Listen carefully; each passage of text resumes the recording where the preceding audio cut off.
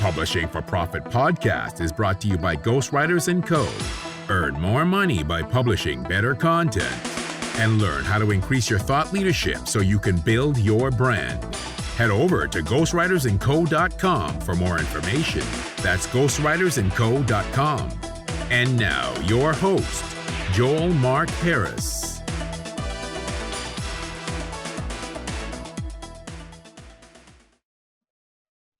Hello, and welcome to the Publishing for Profit podcast. This is your host, Joel Mark Harris. Today, we have a very interesting guest on, Dai Manuel, who is a fitness coach. He's a mentor. He's an author, keynote speaker. There's very little that this guy does not do. So we talked to him about his trip from Bali. He spent 5 years traveling. He had a difficult time growing up and was overweight. And we talk about how he changed his mindset to overcome his health issues, to grow as a person, and what you can do to change your mindset and change your life. So hopefully you enjoy this episode. Hello, Dai, and welcome to the show. It's great having you. Pleasure to be here. It's nice to reconnect. It's been a lot of years, actually, I think, since we last connected. Yeah. It's definitely been a while. Well, yeah, like I was saying off air, this show has given me a huge opportunity to reconnect with a bunch of old friends and basically just chat with them. So it's been really great. So I wanted to start off, you had a recent health scare. You had surgery. Can you tell me a little bit about what was going through your mind there, and has things shifted since then? Yeah, well, it's so interesting, right? How, I've been in the wellness industry, like the wellness space, helping people with just living healthier, more active and happier lifestyles for 25 years. I'm in my 25th year. I didn't naturally come from fitness though. Like I was morbidly obese as a teenager. So from age 9 to 14, I was really overweight. And all the typical cliches that are usually attached to that, or the stereotypes, if you will. I was living them. And also, to date myself a little bit now, I'm 43 now. And so if you do the math and go back, about 30 years, childhood and obesity typically weren't found, those two words, in the same sentence, let alone side by side. It's now a major global issue. But back then, it was me and one other guy in the entire school was in that state of unhealth.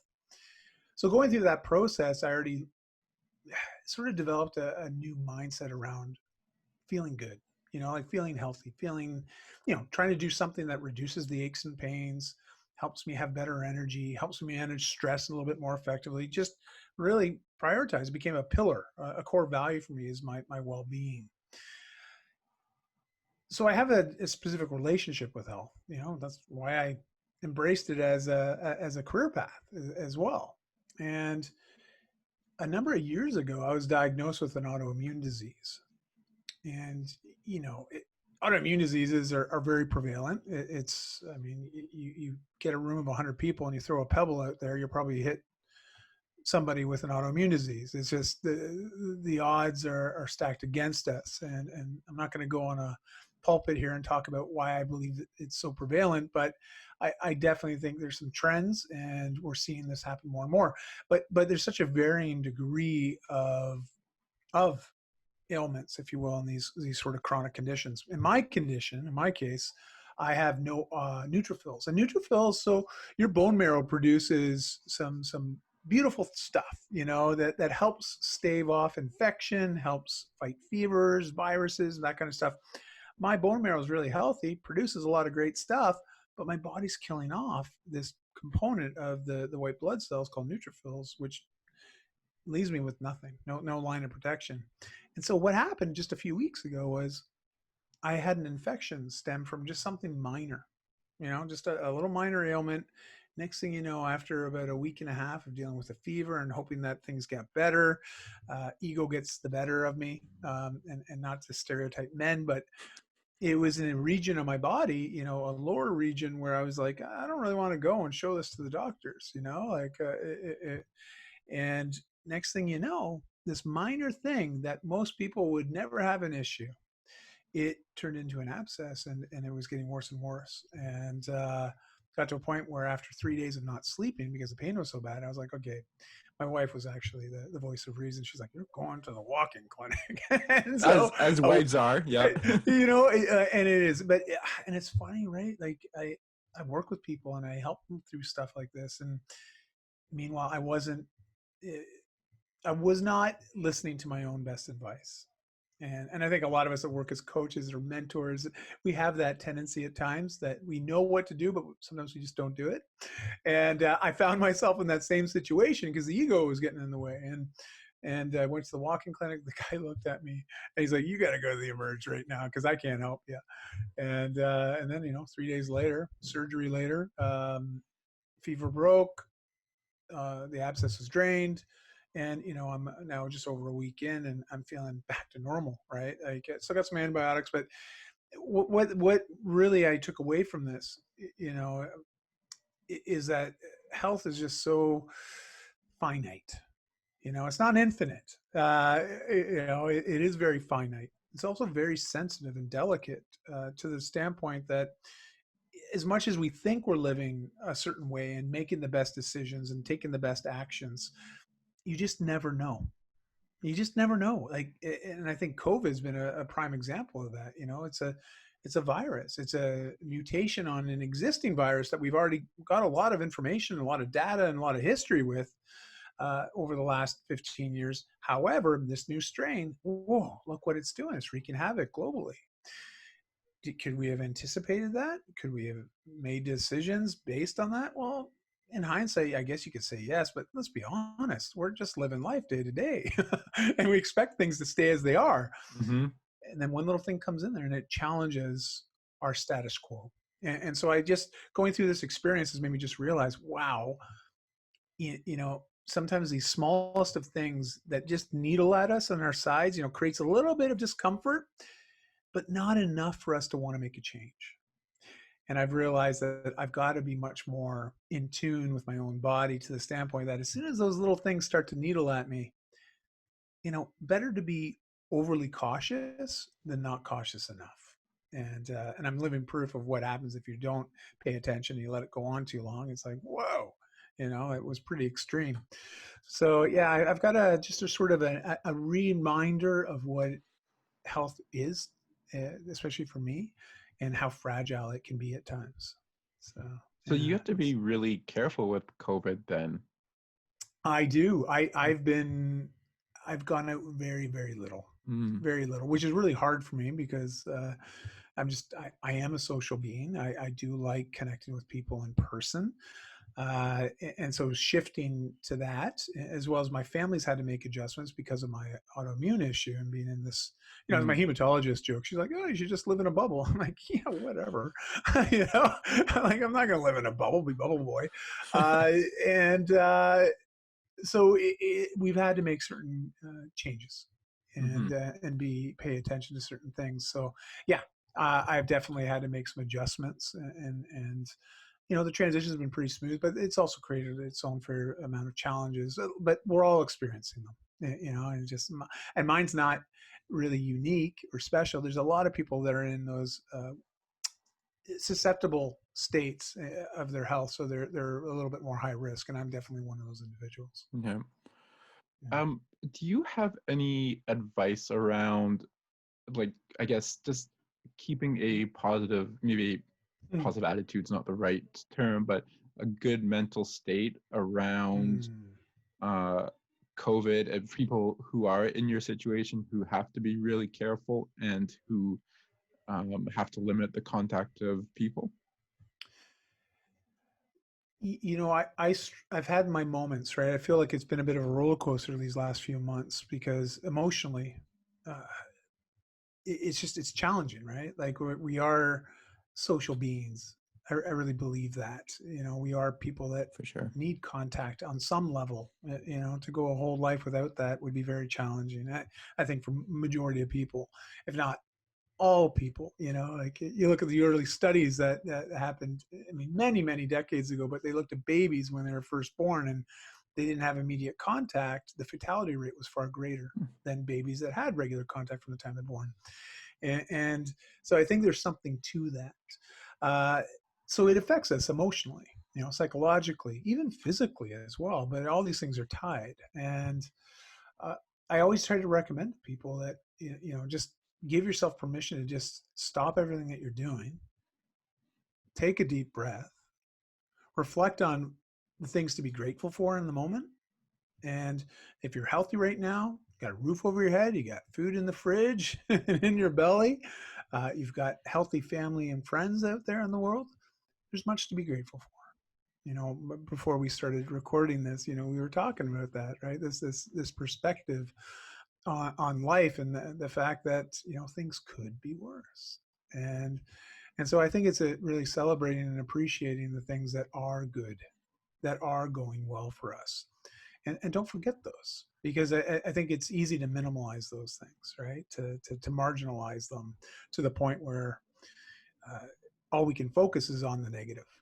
And Dr. Joe Dispenza, Anthony Robbins, they have that saying that where your attention goes, your energy flows.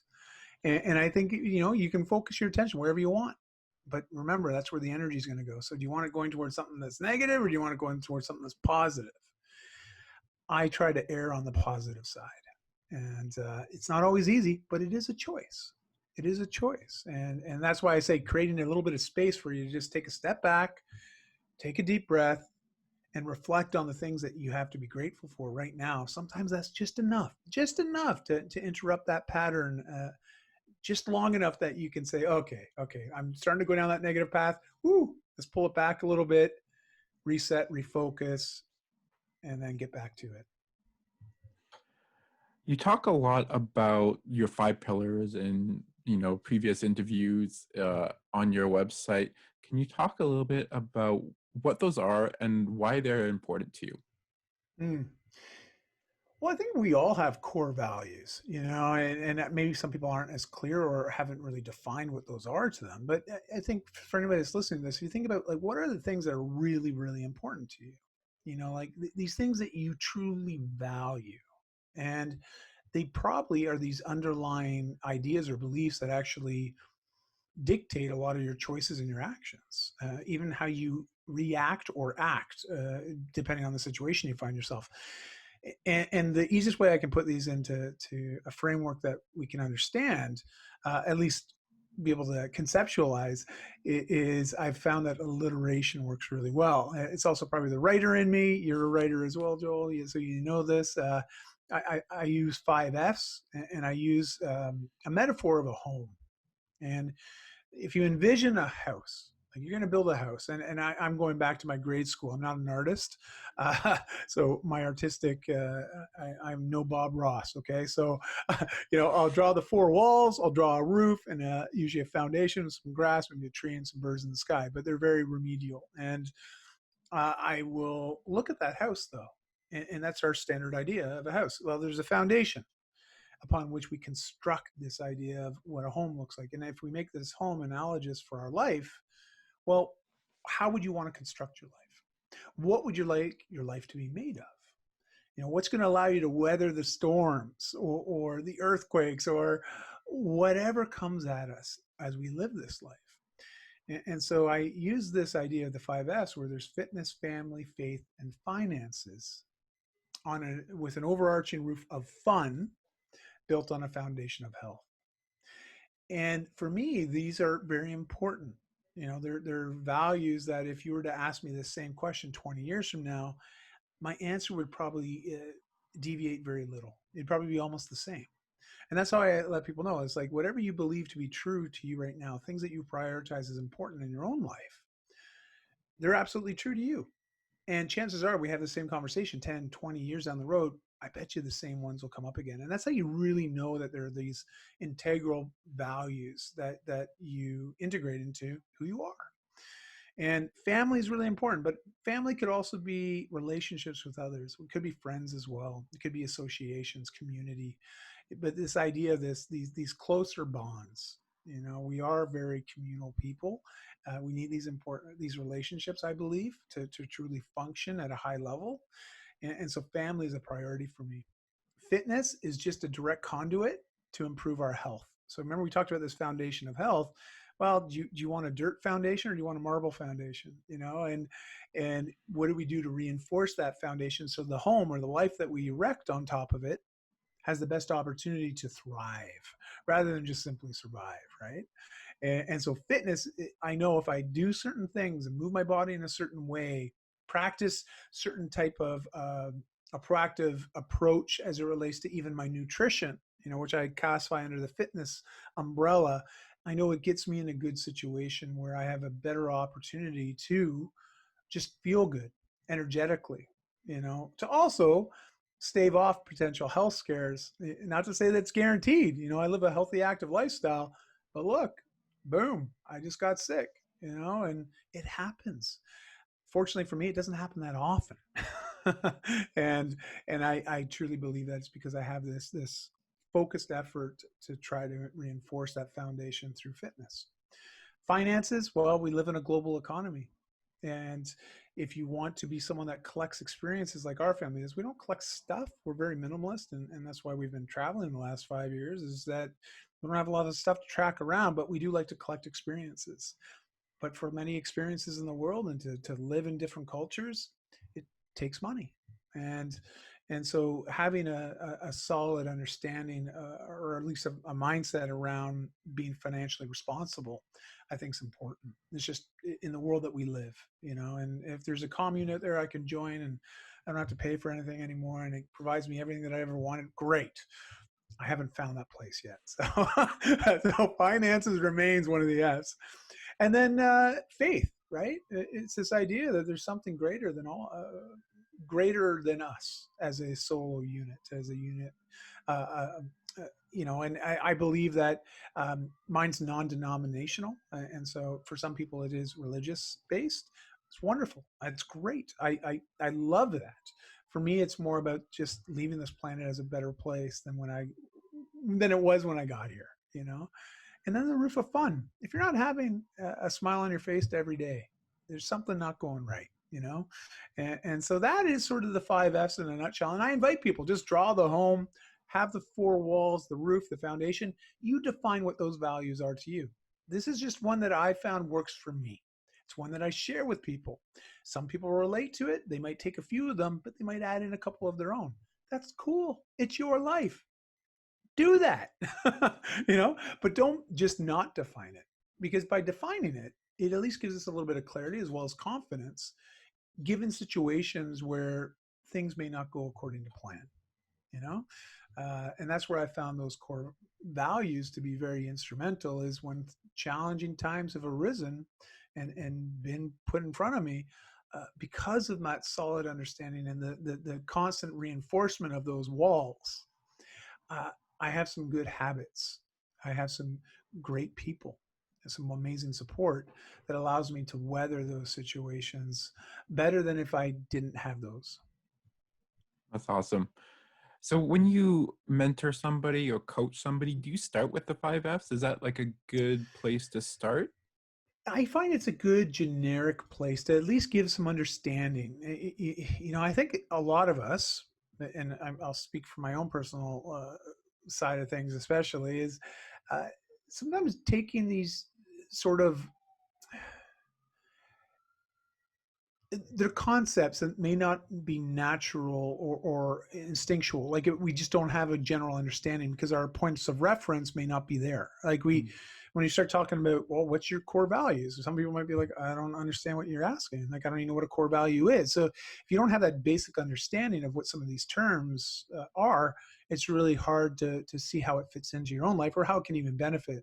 So sometimes I find it's just even a conversation and being open to doing some self-reflection, asking ourselves questions. And I find that's always the best place to go. And sometimes I think it's just the right question. And like one question I love to ask people is like, what do you want? And people are like, well, what do you mean? What do I want? What do I want to watch on Netflix? What do I want for dinner tonight? Like they're thinking about really the immediate, not really the whole big question of like, well, what do you want for your life?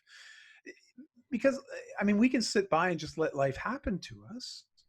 or we can take a proactive approach and actually set in motion certain things, or choose to go a certain direction, take certain actions, make certain decisions.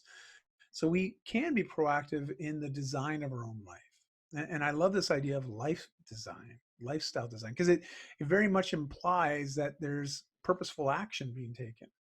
Like you're actually saying, okay, this is something that I want for me, for my family, for my life. So I'm going to do something proactively to get me closer to that realization. And some people just, well, that speaking from some clients and even myself, at certain times in my life where things haven't been going my way and I feel like the world's beating me down, especially when I was morbidly obese as a teen, I'll tell you, I've had a very much a victim mindset. And it was really easy to point fingers at all the reasons why things weren't going right, rather than ever reflecting back on myself and asking the question myself, well, what could I do for myself to change my situation?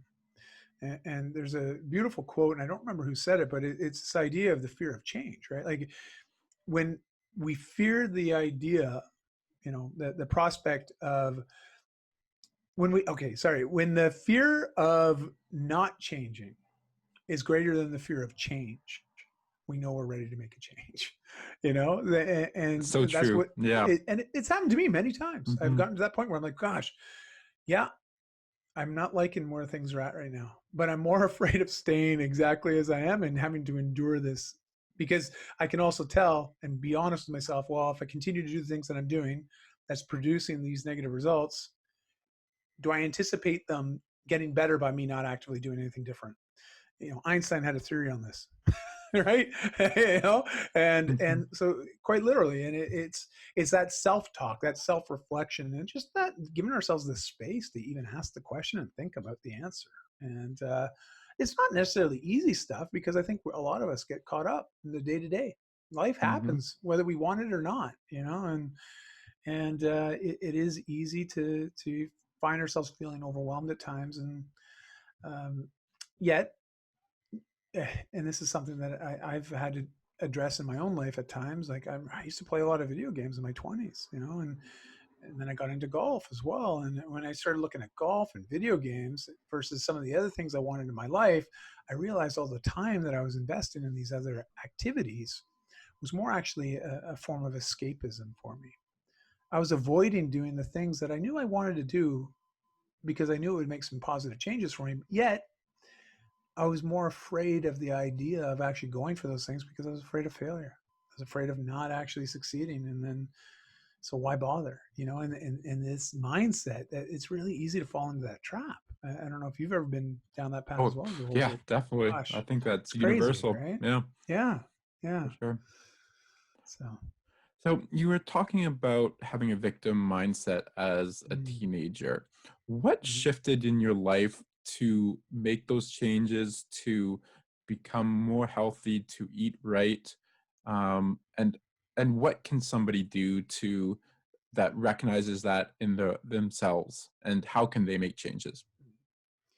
The cool thing about change is that it's a guarantee.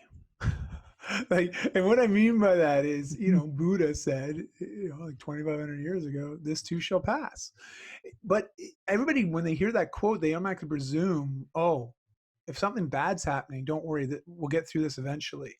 But he was also referring to all the good things in our life, like, because everything has a time and a place, but it also hits a point where it just isn't any longer, right? Like it just, I mean, think about some of your happiest moments in your life. We can reflect on that. We can think back on it. We can try to relive it as much as we can, but it's only in our mind now. Like we can't actually have that again. It ended. And so this idea of this too shall pass really just ties into this given law. This absolute truth is that nothing stays the same. It's always changing. Now you can either look at that as a negative or you can embrace that. I mean, it's one of those things. It's like, I don't want to die. I want to live forever. But I'm also a realist. No one's figured out that one yet, So I can either run away from that fear on knowing that it's always going to be there, but try to avoid it and never deal with that added stress and that anxiety that comes around that, or I can just look to embrace it, accept it, and then just live the best life as I can given the time that I have, every day making that active choice. So this brings us back to this idea that change is going to happen whether you like it or not, but it happens instantaneously. Like as soon as you choose to change, you put in motion change. Like it's really, it starts with an idea, and that idea eventually will translate into hopefully some actions, and those repeated actions over time will start to make gradual shifts that will compound over time in a really good way to see those changes. And obviously, being someone that started in the wellness space in the fitness industry, I worked as a trainer, as a coach. Going through those changes myself took about 20 months, and it really was not anything super fancy. It wasn't anything super complicated. Realized I was 14, almost 15 at the time. I just started to move my body with a bit of purpose, meaning that I was proactively making a decision to go out. And for me, it was mountain biking. So I would go and ride my bike.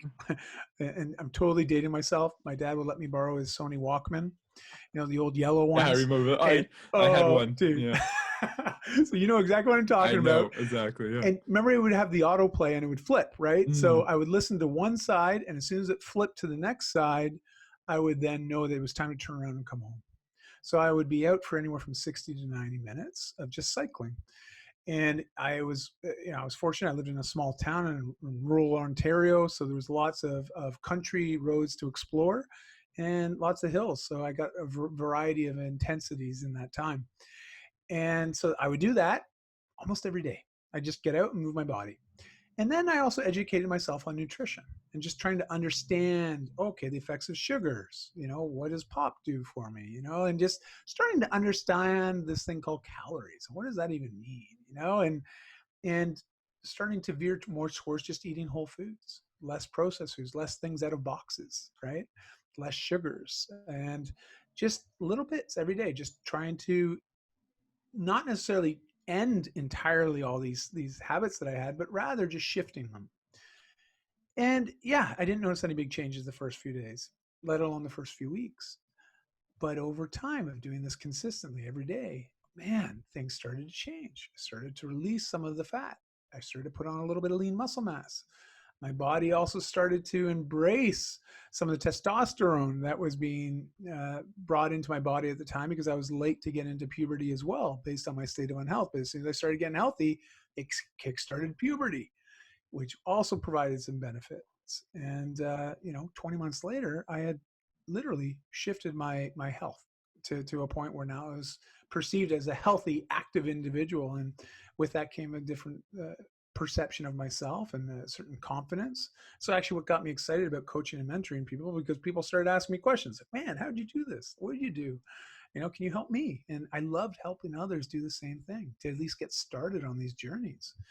And that was sort of the origin story. And anybody that's listening to this or watching this, literally, it's like, just focus on one thing that you want to change.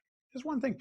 Maybe it's just eating more whole foods, or eliminating sugar from your diet, or maybe reducing it so you don't have sugar 6 days a week. There's only one day you allow yourself to have some sugar.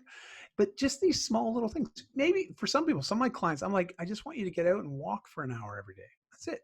That's it. I don't need you to change your diet. I don't need you to change anything else. Just every day, I want you to get out and just walk for an hour.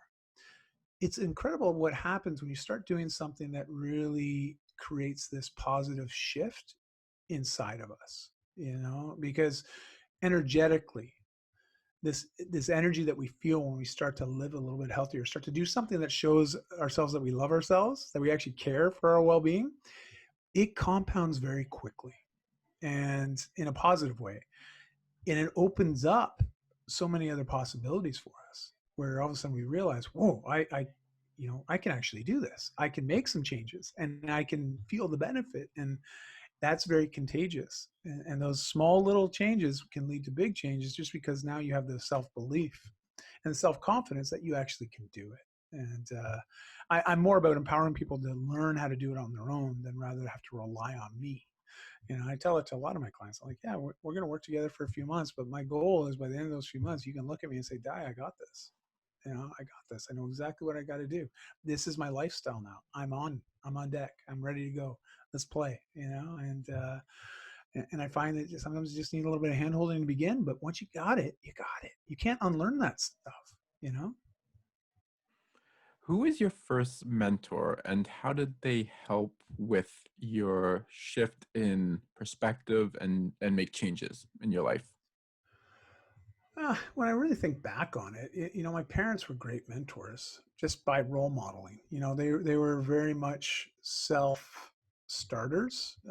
They were both entrepreneurial in spirit and also in vocation.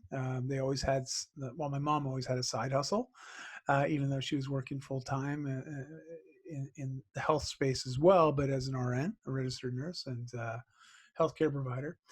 And my father was a vet, a Oh, veterinarian, so he had cool. his own practice after he graduated with a partner. So, seeing their work ethic was very impactful for me, and understanding that, it takes hard work, it takes dedication, it takes consistent effort to create certain results. They weren't exactly great role models on the health side, though. Like, and so I recognized there was the certain things that I learned just by being around them, by being their son. But then on the flip side, there was also certain habits that they had that weren't conducive to me living a healthy, active lifestyle. And so when I started to recognize that, it was like, okay, well, this is where they can really help me, but I need help in these other areas. And I was really intimidated at the time to even set foot in a gym. So that's why I said, my parents bought me a mountain bike. They saw that all of a sudden I wanted to make a change because I wanted to do something different. And before that, you know how it goes. The people that Mm-hmm. love you, they're like, hey, let me help you. Why don't you do this? Why don't you do that? And I'm like, no, because I don't want to do it. Until I got to that flip, the script in my mind, wanting to be the person that was actually doing it for me, for my own reasons. It was a lot of empty suggestions. And so then, yeah, that sort of just stemmed off into that lifestyle being formed. And eventually, as I gained some confidence that I knew what I was doing, I sought out other people to be my role model or mentors. And that's when I finally decided to set foot into a gym. There was a lot of fit people there, and I was still quite an overweight teen, and I was very intimidated going into that space. But these people made it feel very comfortable. They were open to me asking questions, to just observing or watching, and that was wonderful. It really got things in motion for me before I was even in my 20s, and then I've had a few mentors since then. But the beautiful thing is, we all have access to mentors, to coaches. I mean, YouTube's a wonderful resource. TED Talks are a great resource. Amazing podcasts like your own, again, great opportunity to learn. And it's just being someone that has a habit of learning. And I think that's ultimately what I want to put across, is that my parents are very good at instilling that in me at a young age. Awesome. So you were traveling for 5 years, and I think it was 2 years in Bali. What Mm. what sparked that world travel, and what did you learn along the way?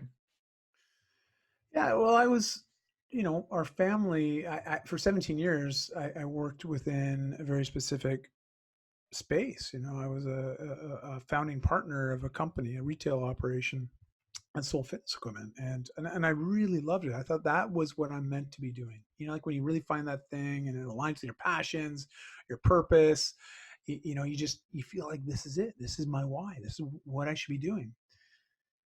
But then things started to shift. As I was aging, as my kids were getting older, I realized I had other aspirations, other things I wanted to do. I also saw that my kids were getting older, and that time with them was dwindling. That opportunity to be a full-time family was creeping away. And so my wife and I, bless her, she was dripping on me for a few years before I finally committed to the process. But she was dripping on me about this idea of traveling as a family, and I just couldn't wrap my head around it because it wasn't something that was ever on my radar. But as those ideas were planted, the seeds were planted, they started to sprout into potential, and me being able to actually have a vision of what life could be like. What would this mean for us? And actually giving myself permission to dream again. And going through that process was awesome. And it got to a point where I was like, you know what, I want to do something different. I really do. And it was scary because 17 years in a career path and thinking that this is where I'm meant to be, this is it, and I'll do this till the day I die kind of thing. And all of a sudden that being put into question, it's a scary place to be, and anybody that's gone through significant career changes or big lifestyle changes, you know exactly what I'm talking about here. It's like, oh my gosh, is this really happening? Yes, it is. Oh, okay.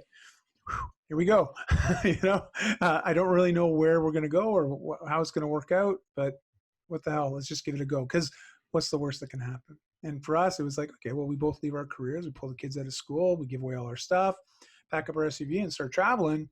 What is the worst that can happen if things don't go? Like if I'm not able to start earning an income online, and if I'm not able to continue to diversify my finances in order to ensure that we can continue this lifestyle, this decision to be nomadic and travel as a family. Well, the worst case scenario was, well, we come back home and maybe we move in with our parents for a little bit, get our feet on the ground again, and get careers again, and just away we go.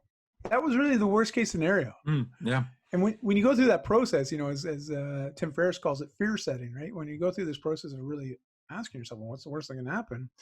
And let yourself paint some wild pictures. Like, go for it. Yeah, the world could end. Oh, well, then I'm grateful at least I went and did something a little bit different, but realistically, the worst case scenario for me and what my wife and I were, was like, we run out of money. We're not able to continue traveling. We'll have to come back home and get jobs again. Okay, no problem. I can live with that. Can you live with that? Yeah. Okay, let's do this. And so over those 5 years, we traveled around North America. My father was ill. And after he passed a few years ago, we were like, okay, we can go overseas now. And so we opted for Bali because Southeast Asia, it's a nice little hot spot. A lot of digital nomads there. A lot of people go to Bali as a destination location. It's third world country, but with all the first world amenities. So there's a lot of positives there. We committed to go and live there for 3 months to just try it out. Anyways, 3 months turned into 2.5 years. And for anybody that's ever been to Bali, and even if you haven't, trust me, when you get there, it's just a wonderful place. Amazing people, great food, amazing weather. It's beaches, it's jungle. It's just a wonderful, wonderful place. And had my kids not wanted to come back to Vancouver for high school, we'd still be there. To be honest, we'd still be there. And but we learned a lot through those travels, and then we traveled around Southeast Asia to different countries because that was our home base, was in Bali, and it's really easy to travel around to different parts when you're there. So yeah, that was sort of it. And I encourage anybody, if you have a desire to travel, well, travel. Just do it. Figure out a way to make it happen. You learn so much through traveling. Awesome. Recently you wrote a blog post about the power of the spoken word, and this is something that I am very passionate about because I really truly believe that we don't understand the power of our words, and it can be positive or it could be negative. And a lot of the times we will say something and we won't even think about it, but the impact those words have on the person receiving them can be it can be life altering.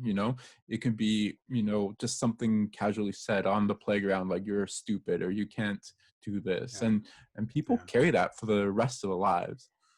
And I would add to that also the power of the written word as well. But can you talk a little bit about that blog post and what that means to you, and why were you inspired to write that? Well, for one thing, I find that the self-talk, right? Like it's the words that we use or the things that we say to ourselves when nobody else is around, right? How do we actually perceive ourselves? How do we want to be perceived? What do we say about ourselves? What's that mind, the mind's eye? How does it see what we are and perceive what it is we're doing? And when you really start to reflect on yourself and your life and your choices and your actions and you start to pay attention, you just become mindful of some of these aspects, you start to realize that some things are more or less a self-fulfilling prophecy, right? Like we speak into existence and influence a lot of the results that happen in our life. A lot of them started with us just thinking about it and then articulating it, maybe writing it down. and I try to stay away from the term manifesting or manifestation, because I know once you get into that, the whole law of attraction idea, for some people, I know their eyes glaze over. They're like, yeah, whatever. I think there's definitely some truth to it from a psychology standpoint. Our subconscious, we're programming it all the time. All the time. There's a thing called the reticular activation system, and it's this idea that, let's put an example. Anybody who's gone out and shopped for something, maybe it was buying a new car. You start to do some research. You decide, okay, I want a new car. You narrow in on a particular model, right, or brand, and a certain color even. And all of a sudden, you've got this in your mind that this is sort of the vehicle you're interested in. But now, all of a sudden, within weeks of that idea being formed and you consciously bringing it to our awareness, we start to notice in the street these vehicles popping up. We're not more than we ever noticed before. And it's this power of the subconscious that we can literally program it to help us achieve certain things. And there's a reason why this happens. When you look at the chemical makeup of the brain, and dopamine. We want dopamine. We want the rewards, and even the serotonin. These things, our brain wants us to achieve those like little aha moments. Those little hits. Yeah, we do. We want it. We're wired for this stuff, right? And so understanding this and accepting this, as you start to go down that path of learning how this all works, you can start to be a little bit more proactive, in how you're programming the mind and how you're programming your perception of yourself, or ultimately shaping your life. And I've been very guilty of negative self-talk, many times in my life, especially when I was a teen, just like, I'm fat, nobody likes me, I'm worthless, I hate me. Like, looking in the mirror, I'd break down crying often. There's very little photos of me back then. And I did a lot of external work to change my external, but I didn't really start understanding that I had to do a lot of internal work, because those ideas and the mindset that I formed at that time, at that low period of my life, I carried that forward into my 20s and even into my early 30s. And it created a whole other, a cascade of other problems and challenges. And because I was always doing something to try to establish my self-worth, right? And for me, I turned to alcohol and drugs, even though I'm building a fitness brand, a company, and very respected in my industry. On the flip side, I was doing a lot of things that were directly opposed to that. And, call it a double life, if you will. Like, I was not a great pillar for what it means to live a healthy, active lifestyle. Because on the flip side, I was doing things to sort of escape this negative self-opinion. I was looking to get validation from others, and not necessarily people that would be considered positive role models. I'd go out with the boys, go drinking, do things that I was doing things just to try to validate and find and get value from others, and to be perceived a certain way, to feel like I was enough. And really what it came down to. And it wasn't until my early 30s that I finally understood that and started doing things very purposefully to change how I perceived myself, the kind of language I used to talk to myself. So, this idea of the power of the spoken word and the power of the written word, the power of our thoughts, it's incredible, the influence it has in us in our everyday life, especially as it comes to programming the subconscious, because the subconscious is always going to look to prove us right. So if we're thinking negatively about something, we're going to want to prove that that's true. Okay. Because we get a dopamine hit. So if you're thinking that I'm fat, I'm out of shape, nobody likes me, I'm constantly thinking that, subconsciously, we're also looking to validate that, to prove it true. And Anthony Robbins really goes into great detail on this kind of idea. So I always recommend, check out some of his TED Talks or some of his free content. He speaks to this quite often, this power of just the self-perception and how we can influence that through what we read, our inputs, right? What we read, what we think, what we say, all these inputs influence the outputs. So that's where I was going with all this. This little side story is just that choose your inputs wisely. And this goes right down to association and the power of association. Jim Rohn says we're a net sum of the 5 closest relationships that we have, right? And um, when I reflect back on some of my lows, I can see why I was at that status in life. And I looked at the influence I had around me. There's no wonder why I was very comfortable in that state, because I had nothing challenging me to go beyond it, you know? So that's a place where I like to get people to start. Just start with looking at who do you associate with and how are you feeding your mind. And if you change those 2 little things, whew, it doesn't take long for changes to start to occur in a very positive way. And also your subconscious will start to shift as well. And as you start to shift that, whew, man, it's amazing what happens when that door of opportunity starts to open, and the opportunity to do things differently. Because then you realize all I got to do is walk through this and keep walking through this door. And it's very empowering, very empowering. And it goes direct opposition to that victim mindset. Become much more focused on our own hero's journey. This idea that, okay, I'm on a journey, I'm going to encounter challenges, but the why, the goal is so much bigger than me. I'm going to keep going for it. And so you even look at challenges as opportunities to learn and grow, not as these things that limit us and hold us back and actually can derail us. It's not the case any longer. I really believe the people that I think, such good advice there. For me, I think probably one of if not the most important thing is who you surround yourself with. I think that Yeah. may be the most important thing. Honestly, that I believe it's more important than like your knowledge, what you learn. I think those 5 contacts, Yes. 10 people that you hang out with, I believe it's the most important thing in life. Honestly, it's so important because you associate with those people, and you feed off each other, if it's good, if it's bad, whatever, right? So great advice. Yes. Well, thank you. It's didn't come easy. It sort of just came through Lots of just work, experience. just a lot Yeah. of work, right? Like, Yeah. yeah, it's one of those things, right? It's like, oh man, if I knew this when I was 20, gosh, life would be a lot different today. But sometimes we just have to go through the process. We just got to go through the experiences. We got to have the experiences, but do we learn from them?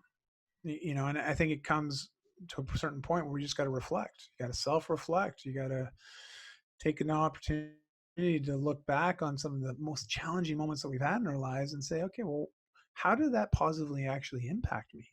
Because all the challenges that I've endured and I've lived through and had to face and work through, it ultimately brought me to where I am right now. And I can't see myself being where I am right now had I not endured those. And so it really opens our eyes to like, okay, maybe there is meaning in everything. I want to switch a little bit and talk about your book, and I want to make sure I got the title right because it's a long subtitle. So, Dai Manuel's Yeah. Whole Life Fitness Manifesto: 30 Minutes for Healthier Body, Mind, and Spirit. So what Bam. inspired? Yes, what inspired you to write this?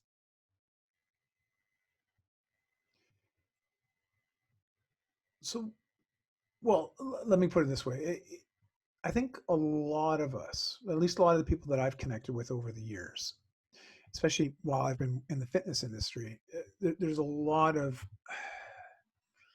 obstacles that I think we erect ourselves. A lot of, I often joke, if you use an excuse more than once, it's just a bad habit in disguise. And I think it's really easy to feel overwhelmed. I know I get that way at times, where I build things up to be far worse than they actually are, because then it's easier to justify why I'm not doing certain things that I've said are important to me, like maybe exercising or ensuring I get to bed on time or limiting how much sugar I eat, just certain things that I know in the long term are more in alignment with the kind of life that I want to be living. And yet I'm doing things that are in direct opposition to that. So the Whole Life Fitness Manifesto stemmed from literally 5, almost 6 years of my wife and I hosting free Sunday Fun Day workouts. one of the retail stores that I had. In the back, we had a little gym, and we would invite people to come join us on Sunday mornings to have a workout. It's always body weight based or functional fitness equipment, so basic equipment like medicine balls, bands, tubes, just stuff that's really accessible for people, also very simple to use. But it was a community of like-minded individuals coming together to unconditionally support one another. And when you create that kind of a community, it's really neat to see how people start to shift. Their energy shifts, their attitude of themselves and others shift. And we had people as young as like 13, 14 coming with their parents up until their 70s. So we had quite the gamut of different types of people, different types of backgrounds, different types of sizes and ethnicities and all that stuff. But we all came together for a very common reason, and that was to support one another and live in our best life possible, and with a simple focus on health and well-being and positive mindset. And it became ultimately a testing ground for me to try some of the workouts, try some of the talks, the way I speak and encourage and motivate or inspire or educate people. And we learned a lot through those years. And it ultimately became the seeds which were planted and ultimately became the book that it is today, the Whole Life Fitness Manifesto. And it's a lifestyle program. It's not really something that you start and then you stop. I encourage people to maintain it. It's only 2% of every 24 hours, so 30 minutes a day. You move your body with purpose for 15 minutes. You do 5 minutes of mindful meditation, 10 minutes of personal development. It's very little as far as a commitment is concerned from a time standpoint. But the compounding effect of this day after day after day, it's immense. And it's concentrated self-care. The only people that can prioritize self-care in our lives is ourselves. I haven't found anybody that's willing to pay me to look after me. I would love that. That'd be good. That would be awesome. Yeah. Wouldn't that be the best job ever? That Yeah, would be, I'm going to pay you to work out and eat well. And I'll be like, awesome. Sign me up. I'm in. Yeah. I haven't found that yet. And so we have to recognize that we have to prioritize that time for ourselves, because if we don't do it, nobody else will. And once you find a system that works and you have a community to support you, we have an online free community for people. The program's even free. It's people are always laughing. My publisher doesn't like it, but I give it all away, right? I'm just like, here you go, because I want to make an impact. I want to help people. It's part of my own legacy of trying to shift things in the world, and so it's just a really simple format. It's simple in concept. It's easy to follow through on if you're willing to make a commitment to oneself. And after 28 days of being committed to that routine, you can start to see how this can emerge into a lifestyle. People say, is that all I got to do? I hear this all the time. No, but it's the least that you're worth.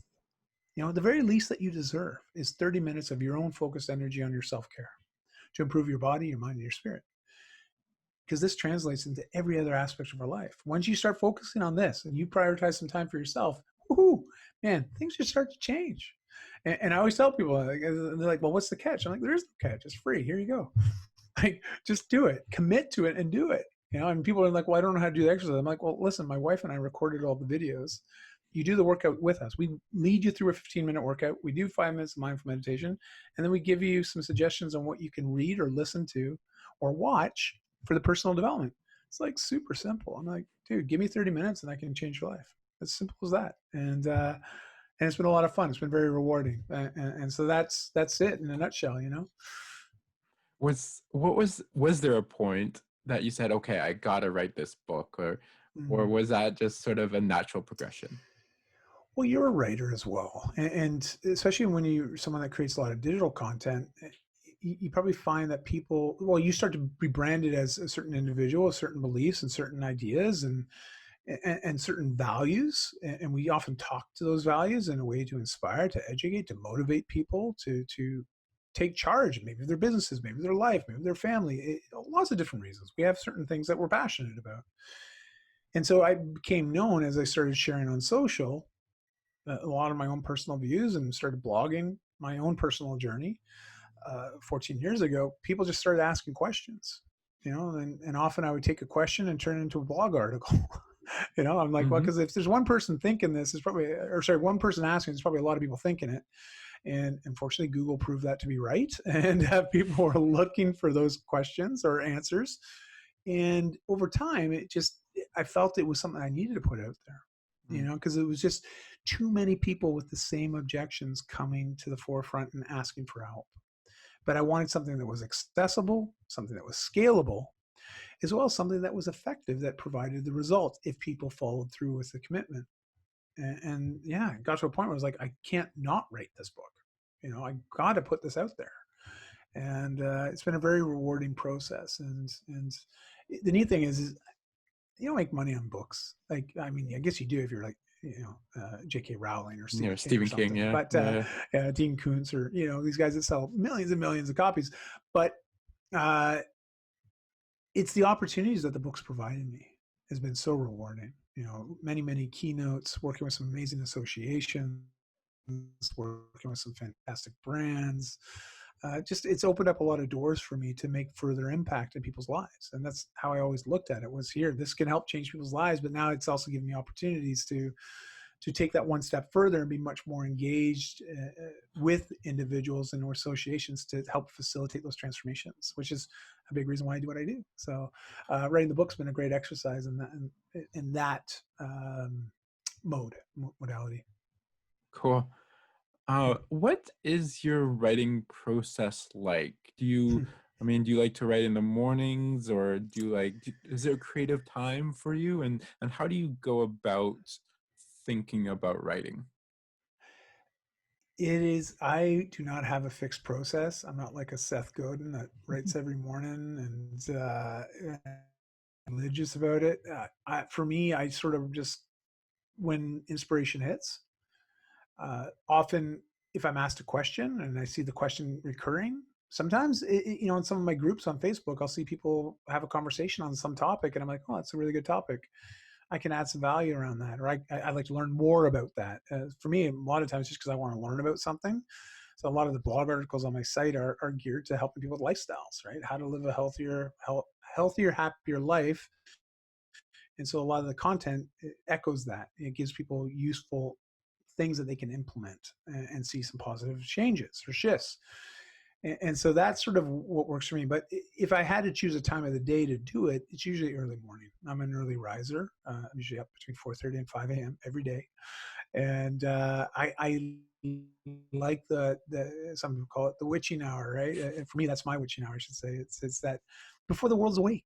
It's me. I'm alone at my laptop or in my living room having a coffee or on the balcony. Like, I feel most creative and most at ease at that time. And so for me to create something, it tends to work. Sometimes it depends on how much research I have to do on the article, or when I'm writing, it might take a little bit longer. Might have to do some more research, have more citations and whatnot. But for the most part, it's just like, what is the main message I want to get across to people, and what is that key thing I want them to take away from this? That if they take that idea away and they actually do something with that idea, they'll see some positive changes. That's really at the nut of everything. And I prefer speaking. It is, it wasn't how I started, but it translated into that. And that's sort of why also the power of the spoken word is. I love doing keynotes. I love speaking to groups and organizations, facilitating workshops, retreats. It's like I love being there to help others in person or online now, virtually, to facilitate or create a space where people can explore some of these ideas and subjects and shifts. I really enjoy that aspect. So I look at the online space as a great opportunity for me to create more opportunity offline. And that's sort of how I've perceived it the last 10 years. How can somebody who wants to speak more? How can they get those keynote speakers, and how can they just get more speaking engagements in general? Yeah. Well, stage time, I think, is important. And for me, I knew that I got very anxious speaking in front of groups. I used to use alcohol as a way to overcome that. And then when I stopped drinking over 10 years ago, I realized, okay, well, I really got to figure out a way to deal with some of the social anxiety when it comes to speaking. That's when I joined Toastmasters. And I'm a big fan of Toastmasters. It's a nonprofit organization. And I think this is why it gets kind of a bum rap at times, is because it's so inexpensive to join it. People treat it as such. It's one of those things because it's all volunteer driven. Everybody that's part of the organization that keeps that thing going, it's all volunteer based. And the cost to be a member at a Toastmasters club is very inexpensive. I mean, if it was $10,000 to be there, I think people treat it very differently, right? But I looked at it as I had a mentor at the time that I asked. He was a professional speaker. I said, well, what do I have to do to become more like you and be comfortable like you in front of a group? And he said, go to join Toastmasters. Literally, that was on a Friday. That Monday, I went to my first Toastmasters meeting, and I haven't stopped since. That's just over 10 years now of going to Toastmasters, and I absolutely love it. I love it. It's been a great opportunity to get better at speaking in front of people, telling more effective stories, connecting with people, even the body language aspect, inflection. Like there's so many minute aspects that make impactful talks and impactful stories. We always hear, it's like people don't remember what you say; they remember how you made them feel, right? And I find that through talking, through speaking, through keynoting, there's a great opportunity to do that, to make a great impact in people in their lives. And so once I started going on that path, I had about a year under my belt at Toastmasters. I started looking for free opportunities to speak. Just get out there and get stage time. Just start talking. Meetup groups were one of the first waves. Then I looked at small conferences and events that went around the city. So here in Vancouver. And then from there, I also looked at media opportunities. Is there opportunities to do any PR type stuff? And fortunately for me, I was building a social profile online as someone that knew a lot about health and well-being. So I got on the radar of some radio shows and some local TV and even newspapers. So there was opportunities to then, again, continue sharing a message, telling a story. And it just sort of stemmed from there to the point where, a lot of my keynotes have been booked through just conversations or referrals now. And there are people that have come across my platform online, seen a video that I've posted, reach out, hey, we're looking for someone to come speak at our organization. Would you be open to it? Yeah, of course, and it sort of stemmed from there. But I always say to people that want to do more speaking, just stage time, just get out there and tell your story. Just get out there. Podcasts are a great opportunity to be able to share a story, to connect with new people, new individuals, new audiences. But you just got to keep getting out there. And there's so many great opportunities. I know right now with COVID, it's a little bit more limited, but I found that the amount of podcast interviews I've done since February, year over year, it's like almost triple in the same amount of time over last year. And because I do look at that stuff, and I think I've had 30 podcast and summit interviews since February. That's amazing. It's crazy. It's a lot, right? Yeah. But people are looking to create content. They're looking for people that are subject matter experts, authorities, people that have a story to share. And that's why I tell people, just get out there. People need to hear your story. They need to hear it. They just don't worry about all the do this, don't do that. Just share, get out of your head, get into your heart, and just connect. And remember, everybody's got a story to tell. We all do.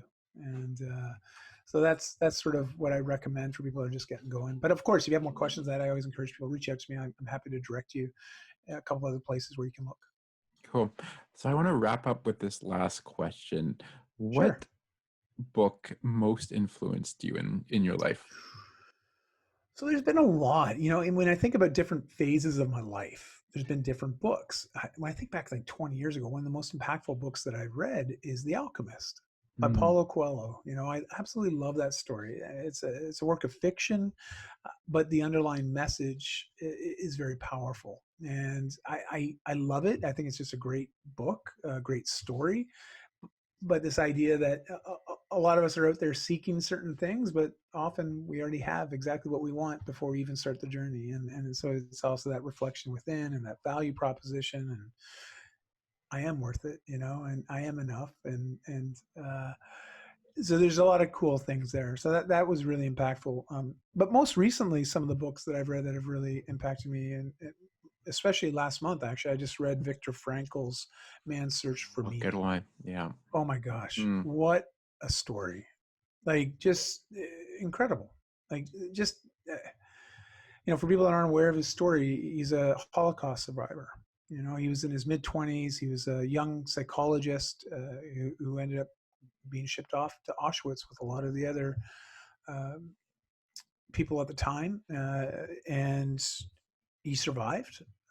But he has a very interesting perspective on suffering and the role of suffering in our lives, and how to find the meaning, no matter the situation that we find ourselves, no matter the hardships that we're enduring, and just this idea that we can always choose to lead a life with dignity. And yeah, it's I could go into more details on it because it's fresh in mind, but I would encourage people to read that one. I just think I think everybody can learn something from that book.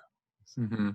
Yeah, Yeah. I got that book from the library, and I didn't think it would be that big of a deal, but I think I waited over a year because there's that many holds on it. So people are still reading it. Wow. So Yeah. many, I mean, yeah, so many years later. So yeah, I definitely, again, yeah, I'd echo your sentiments that it's definitely worth checking out for For sure. sure. Yeah. For sure. Yeah. Is anything else come to mind? Oh gosh, I got a lot. Yeah. Well, the Big Leap is a great book, especially when we start talking about the negative self-talk, the limiting beliefs holding us back in our life. It's a great book. Essentialism. Um, it's another great book, really helping you understand, what is essential versus non-essential in our life and our businesses. Uh, that whole idea of the fear of missing out, FOMO, is very real for a lot of us, especially myself. And after reading Greg McCown's book Essentialism, I started to realize that getting really clear on what do I want versus what I don't want, what can help me be more aligned with what I want versus not, and really just starting to be able to say no to certain things. Like no is a complete sentence in itself, and being okay with that. Like just no, saying no to people, and not feeling so beat up or guilty about that, or be doing the very Canadian thing and apologizing for saying no. Like it's just getting my head around that. So that in the last 5 years has been something that's been very useful for me, is being able to just say, no, this isn't a fit. This is a fit. Thank you. Just really being integral with my word, but also my actions, and being okay to just say, no, this isn't the right opportunity for me. Cool. So Dai, thank you so much for being on the show. Really appreciate it. Where can people find you if they want to reach out and connect? Fortunately, I'm really easy to find because of my unique name, Yeah. and my parents had some foresight there, I guess, before search engines became the thing. Dai Manuel, Dai, last name Manuel, Manuel. If you can type that into Google, you will find me. And my blog, 1,500 plus articles on it now. But the neat thing is, in all my social media platforms, it's just my name. So you can find me really easy. I'm most active on Instagram and Facebook. So I say to people, just reach out, ask a question, say, hey, Dai, how you doing? I heard you on Joel's podcast. Say, what's going on? How you doing? You said this book was great. What do you think? Like, I just invite people, reach out to me, ask a question. Let's start a conversation. And listen, life is just way too short not to be open enough to just say hello to somebody. And you just never know where that hello will take you. And I've realized that I lived a lot of my life not being willing to say hello because of my own issues, my own self-confidence, my self-worth issues. So I want to let people know it's okay to say hello. It's okay to say hi, smile, make eye contact, say hi, how you doing? And because once you start doing that, you realize, oh, wow, they were thinking the exact same thing. It's just somebody's got to go first. Someone has to say hi first. So just be the person that says hi first, Cool. That's a great place to end it. So thanks so much, and have a great rest of the day. Hey, listen, I really appreciate all the amazing content you put out, and how you're just a wonderful light of inspiration for a lot of us, especially during this time. And just thank you for the opportunity to connect with you and your audience, and looking forward to sharing this with people. I appreciate it. Thank you. Bye for now. Thank you for listening to Publishing for Profit. Please like and subscribe on iTunes, Spotify, or wherever you get your podcasts.